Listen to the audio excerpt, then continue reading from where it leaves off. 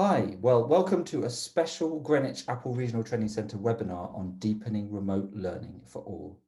So rather than recording an actual live webinar, this is a little bit more straight to DVD with me uploading this video directly to YouTube, possibly with some edits, we'll see.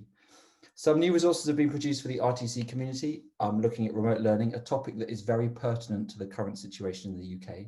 And this is a way to make that available to a wide audience as quick as possible. So thank you for tuning in and hopefully you will find this helpful.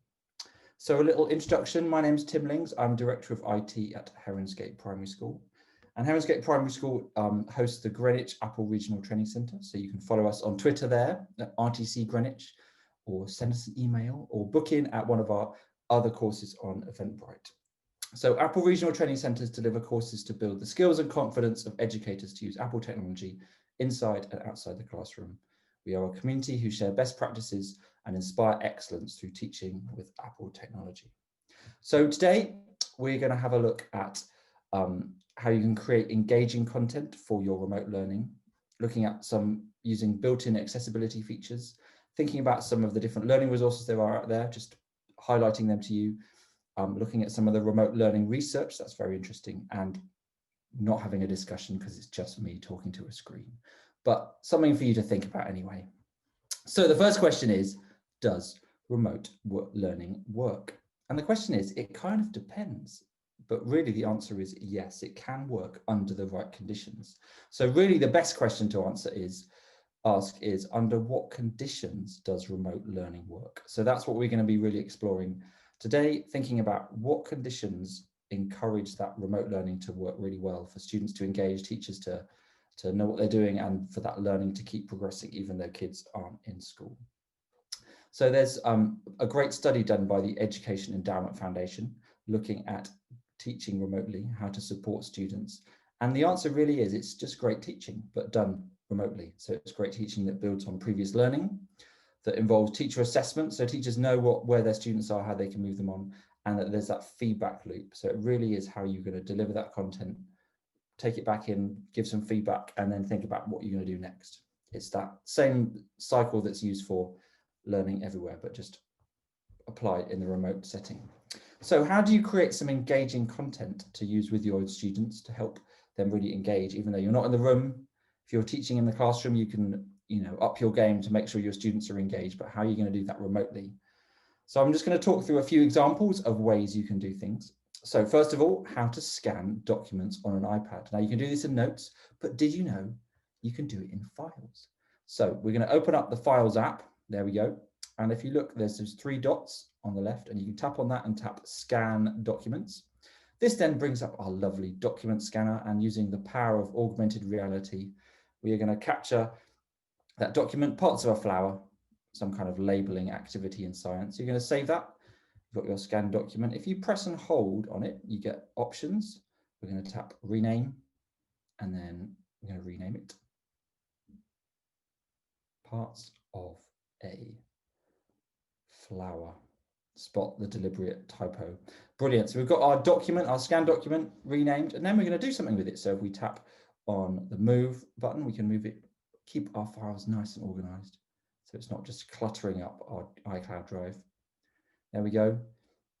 Then we can press and hold again. You can tap on the share button, and you've got all those options. You can send it to your remote learning platform or cloud storage facility, wherever you want to put it. So that's just a really useful thing you can do there with the Files app. So it's just a way that the iPad can be used to create those digital resources that are going to be used in the classroom. And even if you draw them, you can take a photo of them, scan them in. Next, this is just a little look about how you could use Keynote to create those resources for your students, maybe involving some voice recording. So this is just a Keynote that's been made all about the desert biome. And perhaps we want to add a little bit of speech there. So the teacher's going to explain something. So they tap on the add button, and they tap on that media button, and they're going to tap record audio, and you will press the record button at the bottom, and then you talk and you explain what is a desert and explain something a little bit about that. So this is a way to make your Keynote presentations a bit more interactive, sharing that learning with the students. Then you just tap insert at the top right. You could also use clips to create content with subtitles. So this is a way that the great thing about clips is that you can talk to the camera, and then it uses Siri to figure out what you're actually saying and then puts that text on the screen. So it's a really quick way to make a video with text on the screen.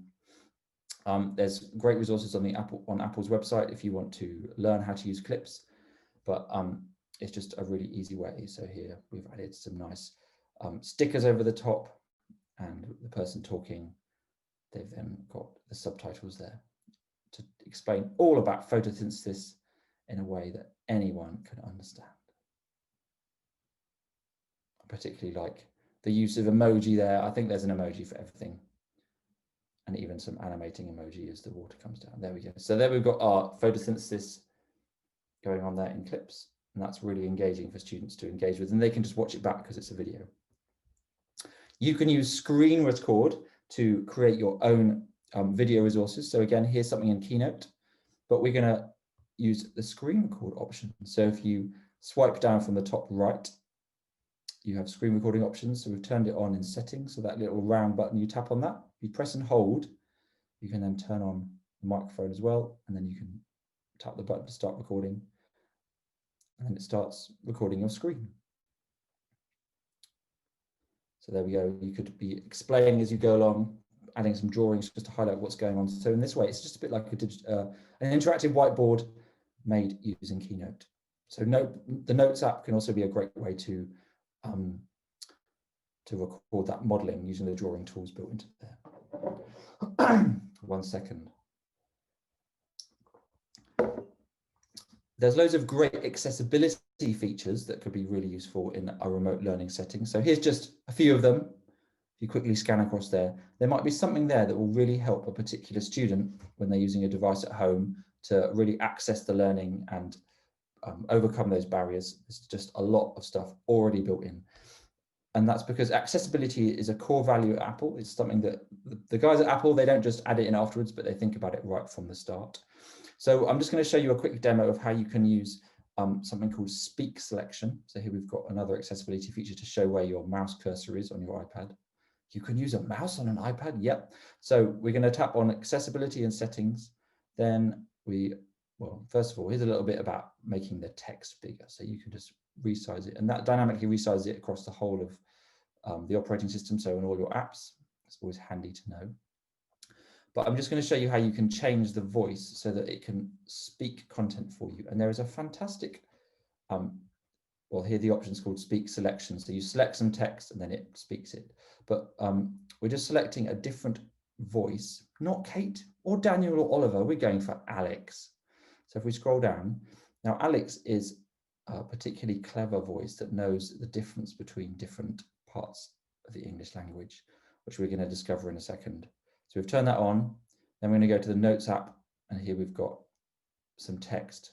Dr. Smith on Smith Drive. That's a bit tricky. Present you a present. So let's see how the computer does. Here we go. My name is Dr. Smith, and I live on Smith Drive. I would like to present you with your present.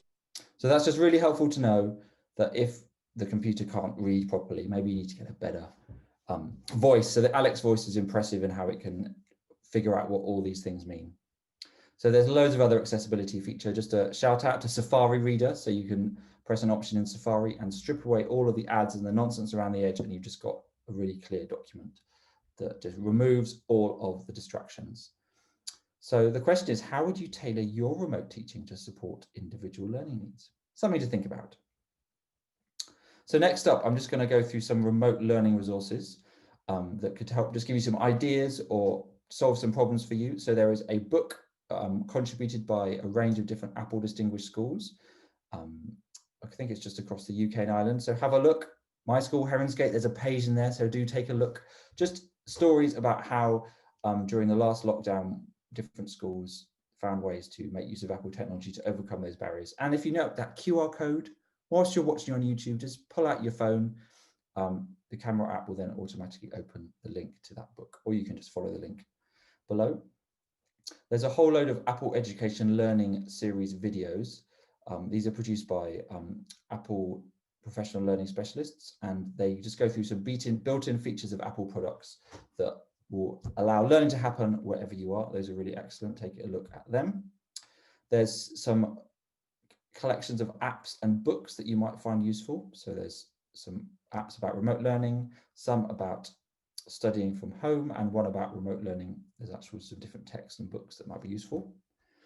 Don't forget to check out the rtceducationevents.com website that basically collates together courses from across the UK and Ireland. Now, in the olden days, before we all did webinars, you'd have to travel up and down the length of the United Kingdom to access all of these amazing courses. But now you can just browse from the comfort of your own sofa and register for a webinar and find out everything you need to know about using an iPad in your classroom. Back in the end of the autumn term, there was a Apple Communities Festival where there were a whole load of fantastic sessions that are now available via video. So do have a look at that. And another thing is, here are some suggestions for activities. So 30 creative activities for kids and 30 more creative activities for kids. So different age ranges, but do take a look at these. These might just give you some ideas of, you know what, that'd be a great way you could use that in the classroom, making use of different apps and features on an iPad to keep your kids creative whilst they're at home. And I think last of all, a guide by Ofsted, who are sharing what works well in remote education. So they've done a bit of work looking at what schools have been doing, and then this is just a guide to show you what's worked well, just so that you can learn from other people's mistakes and successes, of course. Now, another thing to think about is remote learning research. Actually, the Education Endowment Fund did some research about what actually supports students best to learn remotely, and they came up with five different elements that they thought were really important. These, in a sense, it's just good teaching, good classroom practice, but it's interesting how these really translate into remote learning to help your students work really well. And they have an evidence base. This is not just their lovely opinion, but they've put the work in to collect the evidence about what works really well. So these are just some things for you to think about. Maybe you're doing all this already, or things you're like, oh, you know what, let's add that into our offer. So the first thing is that quality teaching is more important than how lessons are delivered. So remote learning can work really well if students get clear explanations, scaffolding, and feedback. It's just like in the classroom, but that can happen remotely as well. And it's interesting that there doesn't seem to be much difference between live lessons, synchronous, so it's at the same time, everyone's got to show up at 9:30 on Zoom or whatever it is, and recorded lessons where the teacher's still giving that input, but it's happening at a different time. Bit of time travel there when the student receives that lesson, but actually both are just as effective. So there's no, I'm sure people can have a fight on Twitter about that later, but actually let's not think that just because you're not offering live lessons, you're not delivering good teaching, because actually prior knowledge and how students' understanding is assessed is an important part of that learning process, delivering quality teaching. So a little thought for you to think about: what's your approach to enabling effective remote learning? Second thing is ensure access to technology, particularly for disadvantaged pupils, because actually lack of technology can be a huge barrier to learning. If you haven't got a laptop or an iPad or broadband, or even a space in your house to do learning, you're going to be really set behind on this, which is why it's something you've really got to think about, particularly as all these remote learning is happening online. So consider ways to help all families in your access to technology, particularly disadvantaged families.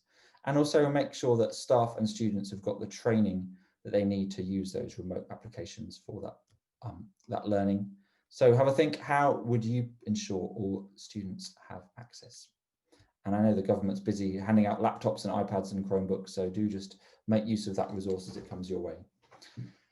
Third thing of this evidence is that peer interactions can provide motivation to improve learning outcomes. This is really interesting, how it's actually so important that it's not just the teacher sending the lessons and the kid just learning by themselves. Actually, it's that class community that's really important, interacting with peers.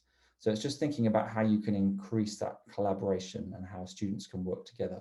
What tools and strategies can you use to enable peer connection and collaboration? Maybe a daily kind of video connect where different members of the class can join together and discuss the learning, those kind of things. It doesn't have to be the whole day, but if that kind of element can happen, or even kind of text-based discussions together are also important. Number 4 is supporting pupils to work independently can improve learning outcomes. It's kind of another obvious thing, but actually at home, there's an opportunity for students to really learn independently. That actually, if the kind of work that you plan and you set can help them with being able to do that by themselves. But often it's important to provide those strategies as well, to suggest how a student learns at home. And so it's how you kind of structure the learning activities and encourage that metacognition and self-regulation when pupils are learning at home. So having a think about that, how you could empower metacognition and self-regulation with your students at home. The last one is that different approaches to remote learning suit different types of content and pupils. So there really isn't a one size fits all, and you have to evaluate the different approaches. And technology can support retrieval practice and knowledge retention, but it doesn't replace other forms of teacher assessment as well. So it's just being aware of what subjects you're teaching, the context you're teaching in, how old the kids are. All of these things means that you're going to change the way you deliver that remote learning. But it's just really worth having a think about how you're going to tailor those different approaches for different pupils and families. So now moving on to something about best practice from the Apple community.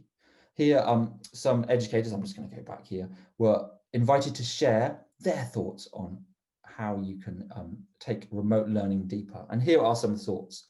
So what advice do you have for other schools in deepening remote learning for all? So this is from Matt. He says to focus on the outcomes of what learners should achieve, not the method they present it in. And if you give them that choice, there'll be no barriers for demonstrating their knowledge. Laura says that it's really important to have equitable experiences for families and learners to learn creatively together. So you've got to think through the variety of tools that you have to encourage that critical thinking and creativity. And don't forget accessibility tools like screen recording and other support materials to engage with your community.